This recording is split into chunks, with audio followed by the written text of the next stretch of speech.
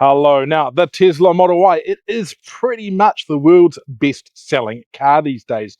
But the original version was starting to look a little bit dated. So Tesla has come out with this, the Juniper, a fairly heavily facelifted and updated version of that highly popular vehicle.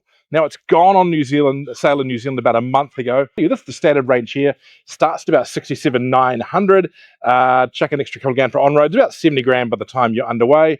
$10,000 more, and you can have a long-range all-wheel drive version, which is arguably even better value. But let's go have a look at what they've done to the world's most popular car to maybe keep it there. So the Tesla Model Y Juniper, what are we seeing that's different? Well, obviously there have been some big changes to the looks. We have this new nose on it, that big wide lights bar across the front, these new lights down the side here. This one's getting a bit grubby because I have done a lot of miles in it over the last week. We have new wheels. The standard wheel size is 19 inches. You can option a 20 or more. I'm sure there's a few other things on the spec list you can look at. Now, of course, there is a frunk out of that bonnet. It is huge, or Tesla sells an optional cooler to go on the front. Though when we get to the boot, I'll explain something slightly different about what you could put there. Around the side, we have cameras for the autopilot or the drive-by wire navigation, all those kind of systems. They need plenty of cameras to go there. Mirrors, they're folded in at the moment. You get standard tints on the car, which I think is handy. Door handles remain the same poppy Audi door handle jobbies that I'm not a big fan of, but people are used to them now. More cameras there in the B pillar. We come around the side. It's a bit more kind of pretty much the same down the sides, but in the tail is where I think we have one of the bigger changes. Now, overall, the side profile look is pretty much the same, but when you get around to the back, you see probably the biggest change, and that's in these rear tail lights. They look really unique, kind of wrapped around there with this light bar through the middle at the back. When that's lit up at night, that looks really cool. Here down the bottom with a gap for a tow bar, tows up to 1,600 kilograms. Impressive for a vehicle in this class. We pop the boot. You see that light there? That's a cool glow. Now, we have the big tub in the back. And here's an interesting thing for you. If you go to JCar and buy a brass monkey fridge, I've got one, fridge freezer, does minus 20. It'll fit in there and you can power it from the power point down in the corner down there. I'm not sure if my camera's going to see that in the dark. But anyway, plenty of space in the boot, over 800 litres, and of course it folds relatively flat. And again, going to the accessory list, you can accessorize a air mattress for camping in there because for some reason, people who can afford $7,000 cars want to sleep in them. Now you have your charging port here, 11 kilowatt AC, up to 175 kilowatt of DC charging, but we saw more than that on our test. And look, the charging curve on this thing is second to none. Ramps up very quick, that speed stays there a long time. And with the Supercharger network on top of ChargeNet, those other kind of networks you can use, this thing charges incredibly well. Right, let's go have a look in the back.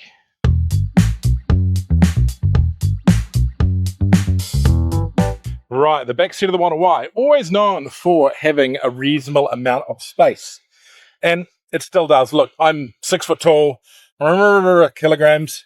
So this is our patented large human test, and I have plenty of space. Comfortable, I can sit here for ages. Decent angle on the backrest. You've got an armrest here. Feels a bit low, but good enough. You've got a few other key points. Storage in the back of both seats. Lots of full space on this flat floor. 2 USB-C ports here, and they seem to put out decent power as well. And then, I'm going to turn off the air conditioning. That's going to keep on going. We have the rear screen here. Now, you can do all sorts of things here. You can watch television, control the music, control the fans. That's off back here at the moment. You can't control the front. And yeah, it's good. You kind of need screens up further higher up for that. But look, it's cool. It's a great little addition. Means you've got lots more control here. It means you've got rear ventilation controls, which you're going to put a little screen in there for anyway. You might as well go the whole hog because you've actually got the ability then to set it for your children, set it for your passengers. But overall, a lovely, light, airy, lots of space because of the glass roof spot in the back here of the Model Y. Let's head to the front.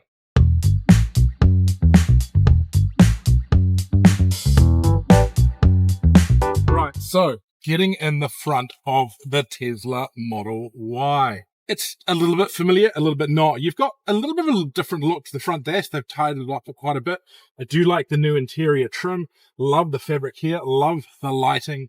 That looks really good as well. Now, you have a steering wheel, slightly updated, but it's not exactly the same as the Tesla Model 3. And that's because you get an indicator stalk here. Handy to have. Look, the controversial decisions around taking away indicators, I think Tesla's kind of admitted they may have been a little bit early in doing that. But having an indicator stalk back is nice. You still don't have a transmission shifter. They've still kept it off the system, I guess. So to change the gear, you push your foot down and you've got reverse and forward and park.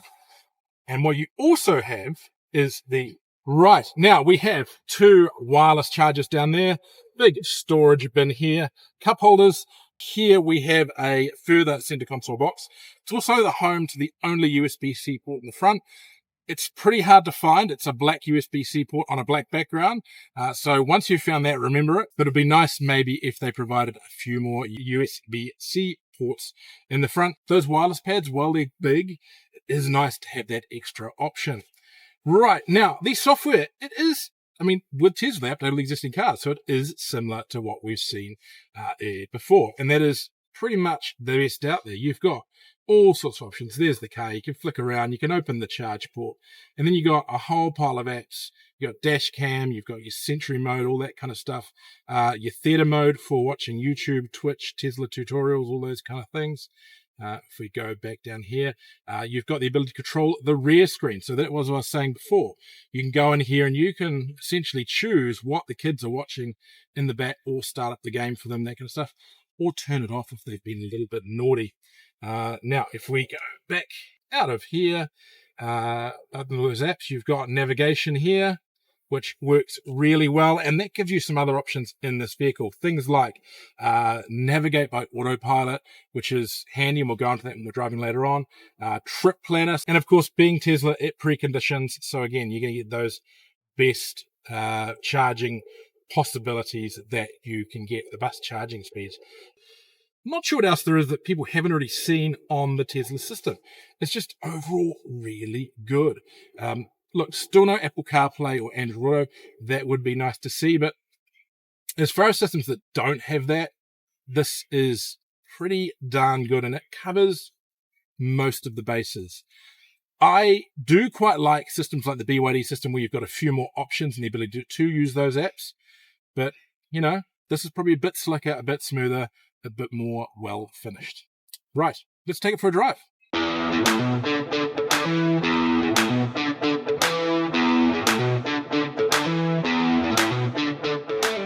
So one thing the Tesla Model Y does really well is park itself. Now, we're running along a row of parallel parks here.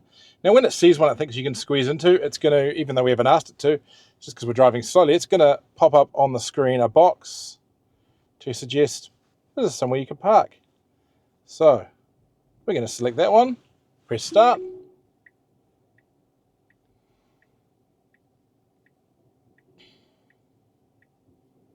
It's kind of eerie. Cars have been doing this for a while, but Tesla really seems to do it, I think, better than most do. Here we go.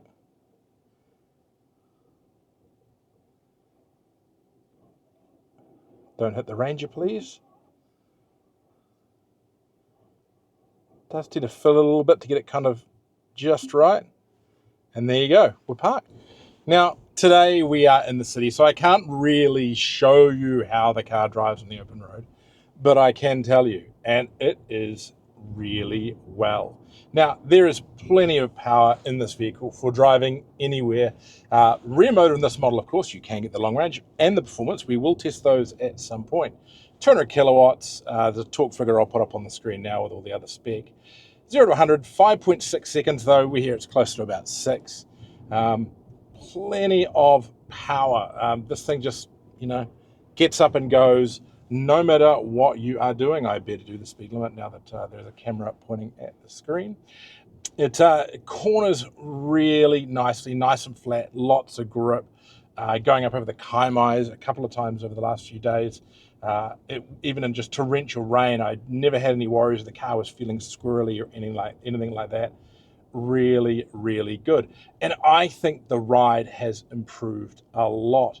It's actually genuinely comfortable. It's still on the firm side, but not so much that it's a problem. And overall, the car's a comfortable car. The only one little thing I would give a nod to, and I think this is a tire-related thing as much as it is the vehicle itself, and that's that it is quite noisy on course chip roads, or for that matter, any road that's not perfect. I do think that is because the chassis is really stiff. We are on big 19-inch semi-performance tires, so you are going to get some level of noise from that. It's not excessive, but it's there. But they have done obviously some work. We've got more laminated windows. We've got more insulation to make the vehicle just that little bit quieter. Now, the driving position itself is great, super comfortable, electrically adjustable, of course. You got a reasonable amount of up and down the seat. I would maybe like it to go a little bit lower, but it's fine. Just acres of headroom thanks to that glass roof. It didn't feel like I was getting too much sun or light in the car from that. It is adequately tinted, though it should be noted it is winter. It's not like I'm going to be getting baked. And one thing I still think Tesla should consider is providing an optional shade in the same way that BYD does on the seal. But look, I don't hear many Tesla owners complaining about that. That's just me as a BYD guy being a little bit nitpicky, I guess. Now, the side mirrors are good. The rear vision visibility is not wonderful, but luckily Tesla has tricks for all that. You got great 360-degree reversing cameras, as we showed before, and you also got, when you indicate, you get a shot of what's behind you on that side popping up on the screen. Super handy. All the traffic, all the stuff around you is there. My daughter, who I spent a lot of time in the car with over this last week at school holidays, loves seeing all the road cones popping up. And you notice we're starting to see things like traffic lights and that appear on the system. Something I've only really seen before in things like the Baidu system cars that have been in China. Now, that is there because the car will be getting the potentially. Now, that's there because in the future, hopefully, these Teslas will be getting full self-driving for the New Zealand market. We don't have that yet, but we do have some elements. Now, we still have in beta the Autosteer system.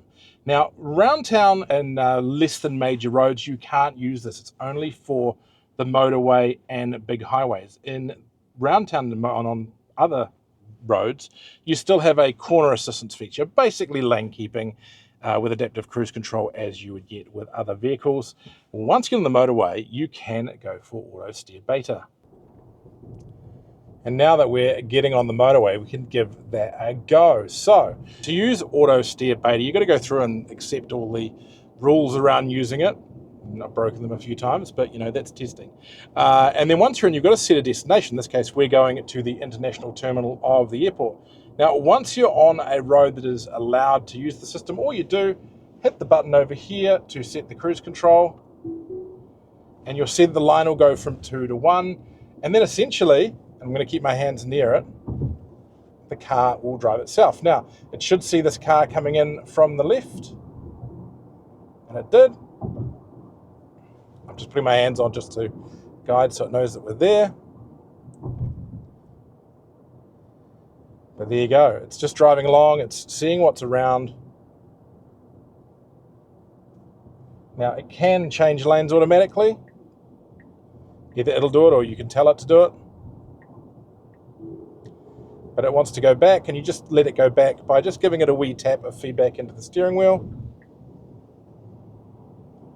And it's leading us down the motorway to get off and go to the airport. Now, this is just a little sample. We don't have hours to show you how it all works, but it really is useful. Now, as I said, done a lot of highway work this school holidays, up and down the Hamilton to Auckland motorway multiple times, and it's so relaxing just being able to have your hands on the wheel and let the car kind of take the reins. Now, it's going to take us off the motorway here automatically, and it's going to end because we're coming off the motorway, and switch back to basically an adaptive cruise system. So pretty capable in its own right, but not exactly full lane change, all that kind of setting, but still really impressive.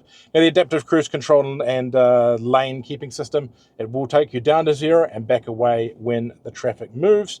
So for the busy Auckland commuter, this is just awesome. This takes so much weight off when you are driving. And there it goes, it's driving away for us. Now, are those systems perfect? No, but they're pretty good. It only really glitched out on me a couple of times. I actually found the lower option, the lane centering with adaptive cruise control, probably almost more reliable than the full Autosteer system. It worked really darn well. The full Autosteer system, it's pretty good, but it did find a few times where either it would just kind of latch on to a car in another lane and not want to overtake them, or sometimes it would make lane changes that I wouldn't have necessarily made. It had a habit of moving back in from the passing lane, but not back out again to overtake vehicles.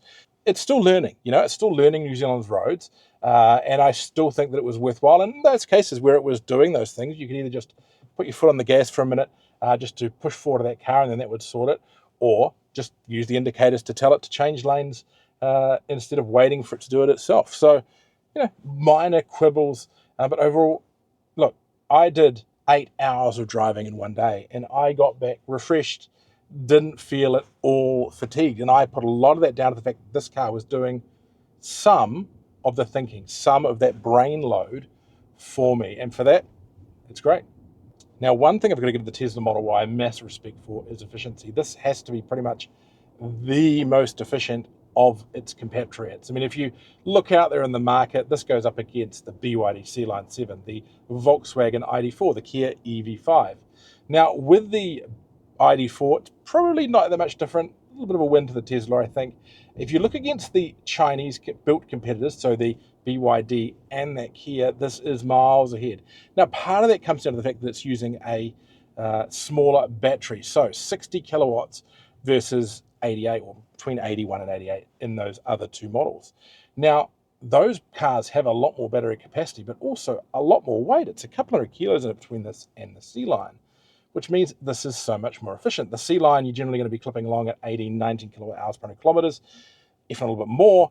This thing, and I'm going to pull this up just to kind of show you, and I've been, driving sportily, 151.9 kilowatt hours out of this thing. We're already 30% through the battery, and we're still throwing 300 kilometers of range.